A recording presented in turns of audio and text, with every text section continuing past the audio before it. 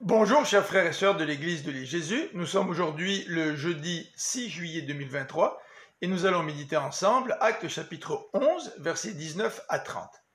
L'évangile se répand.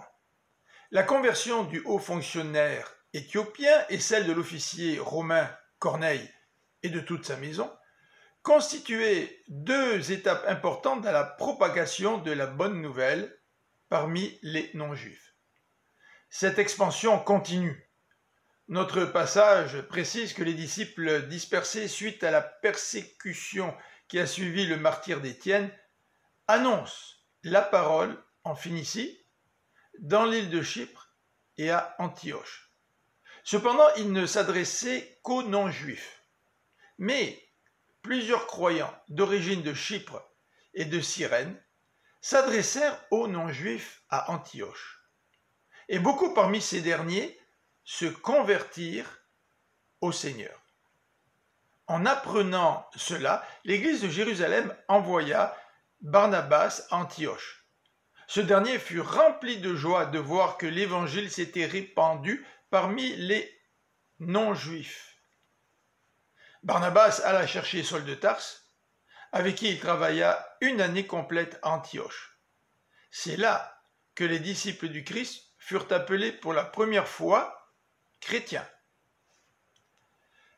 Les versets 27 à 30 nous montrent la solidarité et l'unité qui existait entre l'église de Jérusalem et celle d'Antioche.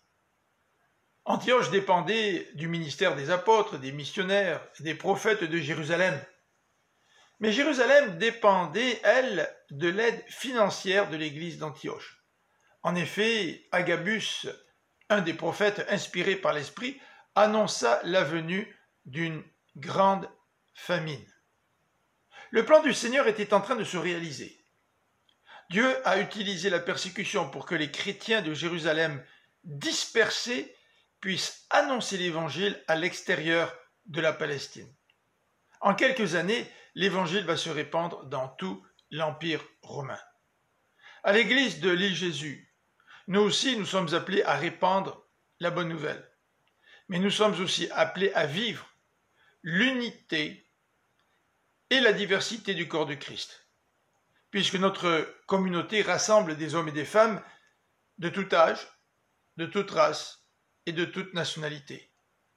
Je me souviens de ces paroles d'un ami missionnaire qui a dit ceci: « Quelle est belle l'Église du Seigneur !» Je vous souhaite une bonne fin de journée, que le Seigneur vous bénisse.